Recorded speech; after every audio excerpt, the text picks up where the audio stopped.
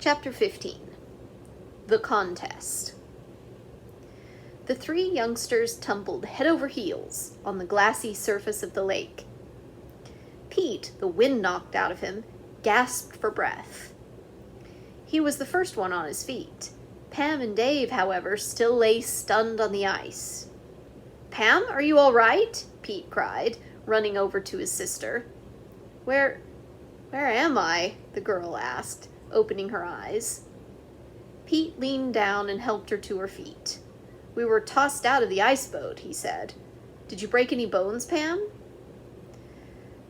"I guess I'm all right," Pam said shakily. "Me too," Dave said, limping over to the others. "Wow, that was some spill." The empty ice boat had skidded across the lake and now lay on its side several hundred yards away. Pete and Dave hurried over to it and flipped the craft upright. "I'll never go that fast again," Dave said, "especially with chunks of ice lying around." The children took their places once more, and the ice boat glided around Blackberry Island. As they neared the spot from which the thieves had left the island, Pete leaned over the side, peering at the ice intently. All of a sudden he gave a shout of glee. "Here they are! Runner tracks! This is where the thieves started dragging the sleigh again." Pam looked where he was pointing. Sure enough, there was a clear trail of marks, heading toward the mainland across from Shoreham. "Let's go!" Pete cried. But just then Dave exclaimed, "Hey, we'd better leave quick. I see Joey Brill. He's skating this way." "Oh dear," sighed Pam, as Dave gave the boat more sail. "I hope he hasn't found out what we're doing." Pete glanced back and saw Joey Brill was skating as fast as he could after them. He was shouting, and it sounded as if he would like a ride, but the words were mostly drowned out by the whistling of the wind. "This is one time he won't catch us," chuckled Pete, "but we'd better go a little farther." When they had whizzed about 2 miles down the lake, Dave said, "Think it's safe to head back?" And at a nod from Pete, he turned the tiller and the boat spun around. How relieved the children were to see no sign of Joey Brill when they returned to the spot where they had picked up the trail on the mainland. Dave followed the sleigh marks all the way to the shore. He beached the ice boat, and the children got out.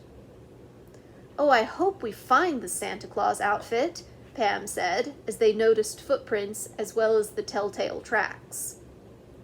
They followed them over a rise of ground and into a thicket. Presently the marks zigzagged into a gully. All at once the three children stopped short. The tracks took a right-angle turn into a clump of trees. "It looks kind of spooky in there," Pam said, fearfully. "Why would those men bring the sleigh to this place?" "This is probably a shortcut to the Clareton Road," Dave suggested. "But we could be all wrong." "No, we're not," said Pete, leaning down. Triumphantly, he held up a man's heavy rubber boot with a star imprint on the sole of it. "It matches the one we found at the trading post," the boy exclaimed. Pam looked around nervously as they continued on. Were the thieves nearby? Before she could express her fears, Dave pointed a short distance ahead. The tracks ended in front of a large, dark cave. "Maybe someone's in there," Pam whispered.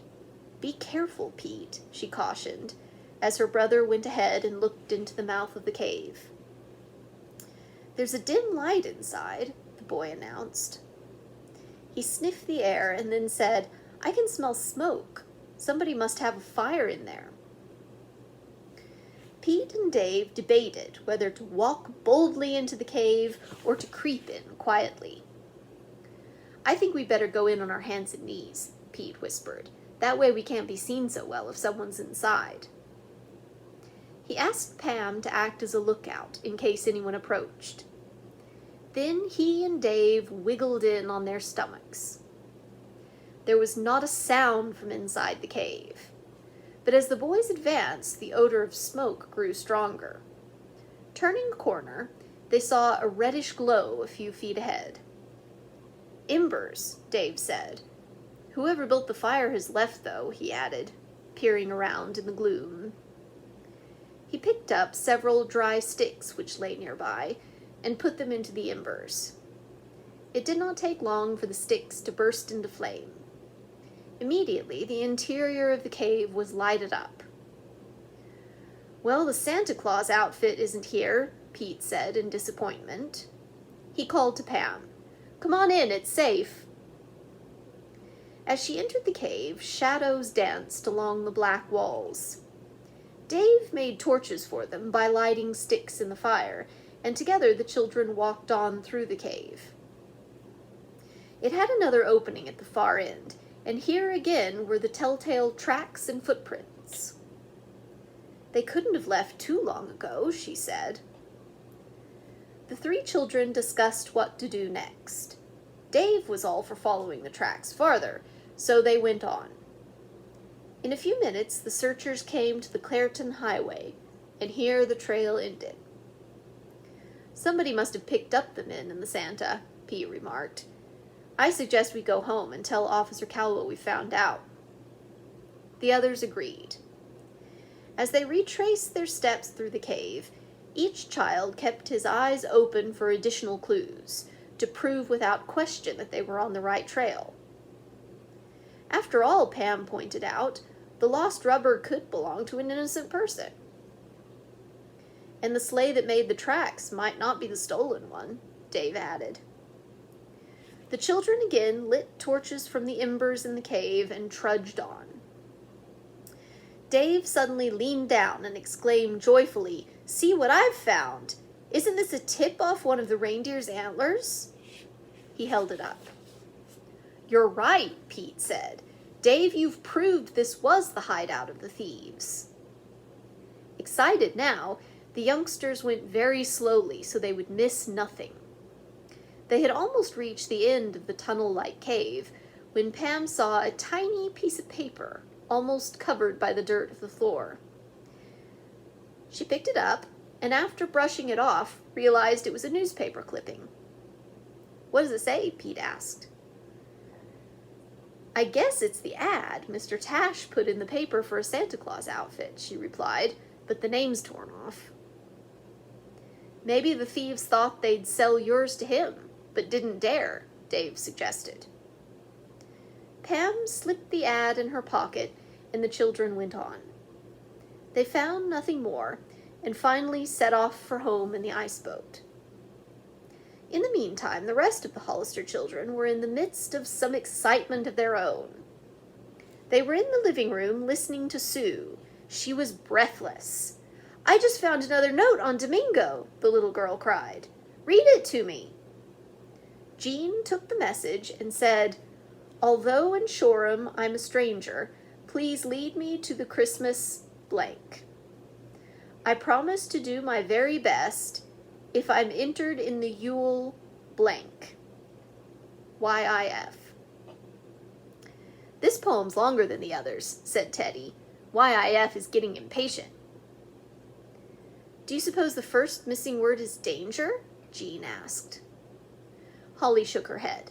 "I'll bet it's manger," she said. "Could be," Teddy agreed. "Now let's figure out the next one. Something to rhyme with best. Zest, crest, west, test." Ricky gave a jump and yelled, "Yikes, I have it! Contest!"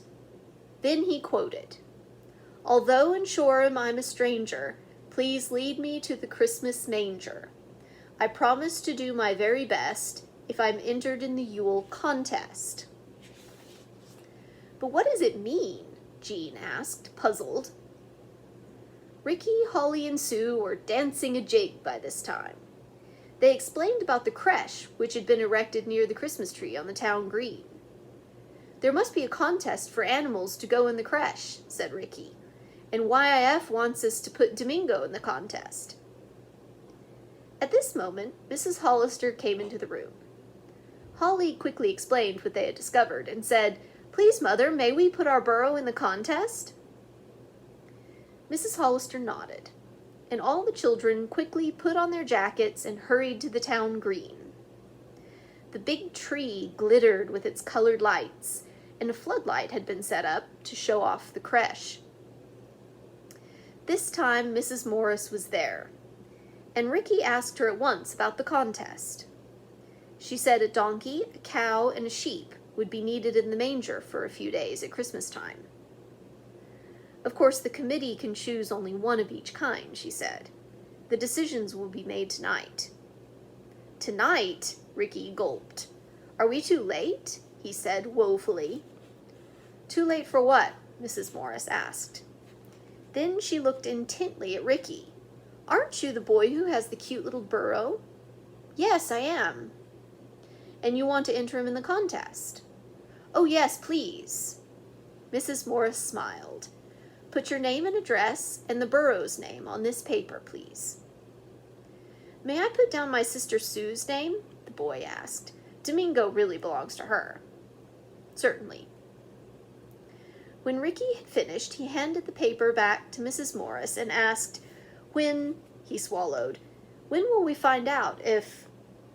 Mrs. Morris smiled. The winners will be notified tonight, she said. I'd say about 9 o'clock.